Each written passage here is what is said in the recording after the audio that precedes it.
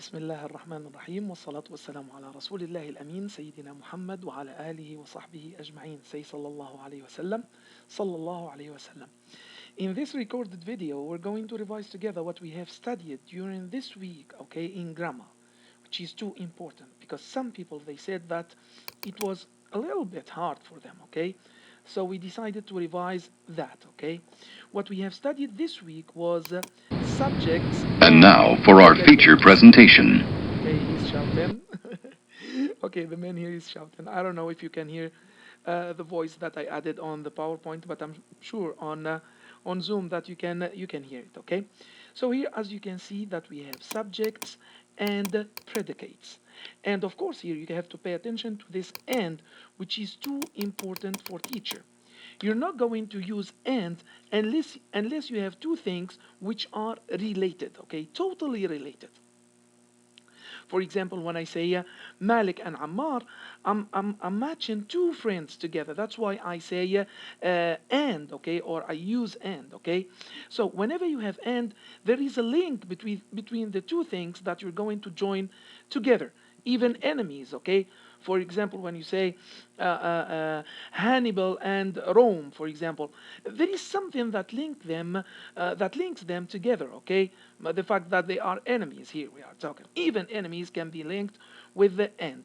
What we have here is subjects and predicates. And we're going to see that there is a big, like an important relationship between the subject and the predicate. None of them can occur without the other, for example, okay? Otherwise, we're going to have a fragment, and we have explained that. So let's read our vision in Amjad Qurtuba International Schools, because this video belongs to AQIS to be a pioneer in providing entertaining education to a creative generation holding its beliefs strongly in accordance with a modern progressive vision. Here we go. So every complete sentence, he's talking about a complete sentence. Why, teacher? Do we have an incomplete sentence? Yes, we do. And we called it fragment. We have agreed on that, okay? Contains two parts, and those two parts are linked together, which is too important. A subject and a predicate. To make it easier for you, my boys, the subject is the doer, okay? The doer of the verb. Of course, if we have an action verb, okay? Sometimes we do not have action verbs, just like, for example, verb to be, when you're going to say, Malik is a teacher.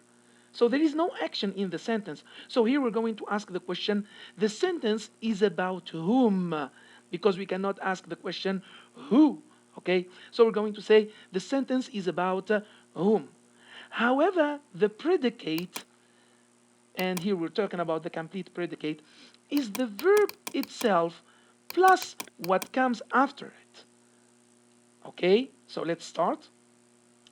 The subject is what or whom the sentence is about. We have two kinds of sentences, okay?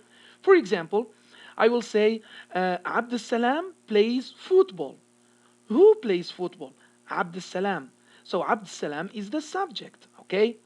Abdul Salam is a boy. So the sentence is about whom? Who is a boy? It's Abdul Salam. So here we have the subject again. While the predicate tells something about the subject through the verb. It tells something about the subject through the verb. Okay, as if we're saying, what is he doing? Playing, jumping, reading, coloring, writing. Okay, so it's going to tell you more about the subject. Here we go. Judy and her dog run on the beach every morning. That's the example that we used, okay? Pay attention here that I have two subjects linked together. Judy by itself is not the subject. Her dog by itself is not the subject. Judy and her dog, that's the subject. Because you're going to use the WH question, who? Who run on the beach every morning? Whoa, teacher. So we have to look for the verb first. Yes, of course, you have to look for the verb. So the verb here is to run, the verb to run. So we're going to ask the question, who run on the beach every morning? Judy and her dog, of course, okay? So, run on the beach every morning, that's the complete predicate, complete, all of it, okay? When you talk about the simple predicate, it's gonna be the verb itself, okay? It's gonna be the verb itself, simple predicate. Clear? However, run on the beach every morning, that's the complete predicate. Here, the simple subject is the complete subject, okay? Because we only have the subject, we do not have adjectives. For example, we do not have, for example, beautiful Judy and her nice dog. So, beautiful Judy and her nice dog. That's the complete subject. However, the subject, the simple subject, is Judy and her dog. Oh, teacher, how am I going to be able to differentiate between the complete subject and the subject or the simple subject? The simple subject is the part that you cannot omit. So listen to this. Beautiful Judy and her dog, or her nice dog. I'm going to omit beautiful, and I'm going to omit nice. Judy and her dog. That's correct. However, now listen. Beautiful and nice run on the beach. Beautiful and nice whom? So I cannot omit Judy and her dog. Okay? The subject is going to be meaningless. So that's why we call it the simple subject. Okay? That's the main subject. Okay? Clear, my boys? I hope so. If you have any questions, just contact teacher on WhatsApp or call him on the phone. I'm gonna be glad to re-explain to you. Okay? First find the verb and then make a question by placing who or what before it. Of course, we have explained that it's too easy. The answer is the subject, Judy and her dog. Let's try one. We spilled popcorn on the floor. We're going to ask the question. First of all, we're going to find the verb. It's spilled. Spill in the simple past. It's a regular verb. We're going to add ed. Okay. Who spilled popcorn on the floor? We. So we is the subject. Okay. What is the verb of this sentence? It's spilled. It's colored in a different color. That was brilliant! Okay. Now find the subject. Now decide who or what spilled the popcorn. Okay. So it's too important to find the verb. Then you're going to ask the question. We spilled popcorn on the floor. Can you find the subject in each sentence below? It's easy. My little brother broke his finger. We have done this together. We have asked the question, who broke his finger? My little brother. But here, pay attention.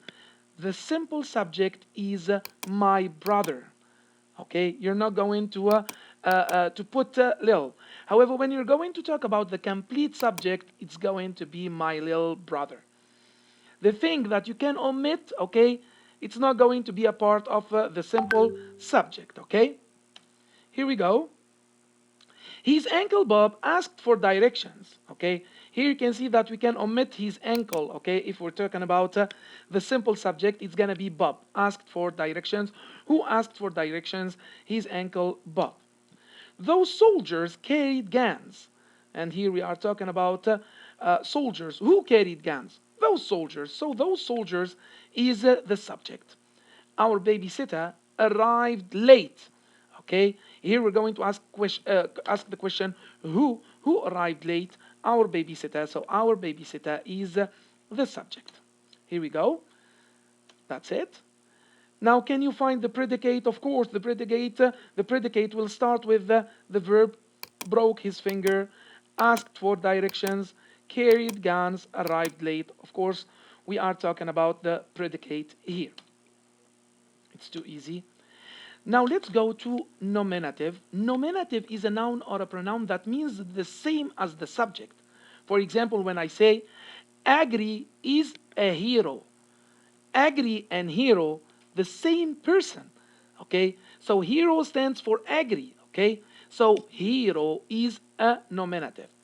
It means or identifies something about the subject. For example, here we have Mr. Hamza is a teacher. Teacher. Who is a teacher? Mr. Hamza. Teacher is a noun. So yes, it's a noun. It identifies something about the main subject, so it's a nominative. Teacher tells more about Hamza. For example, we can say, for example, Adam Hamdi is a great football player. Okay, so Adam Hamdi What stands for Adam Hamdi in this sentence? Football player. It's a noun, so it's a nominative. Now fragment. When I say, for example, yet, okay, yet, okay, yet. That's only a subject. I don't have a predicate. And now let's go back to subject and predicate. They are linked to each other. You cannot have a fully meaningful sentence without having both, okay? Which is subject and predicate, both of them, okay? So here the fragment is a sentence that lacks either the subject or the predicate. When I say, for example, Iyad by itself, it's going to be a fragment because I don't have a predicate. However, when I say is playing football, who is playing football? Okay, that's only a predicate. Give me the subject, okay? So here we have a fragment too, because I don't have a subject. When you want to have a full sentence, you need to have a subject and a predicate. You're going to say Iyad is playing football. That's a full sentence. However, the fragment, you're going to have either the subject by itself or the predicate by itself. Last part, run-on sentence, the most, like the easiest one, okay? Whenever you have two sentences together or more than two sentences together, linked without punctuation, okay? I love to write papers. I would write on every day. If I had time, there are two. You see, that's a run-on sentence. Two sentences or more linked to each other without paying attention to the punctuation. That's too important. You have to pay attention to that. Thank you so much. It was great to see you on Saturday too. See you tomorrow, God willing. Goodbye.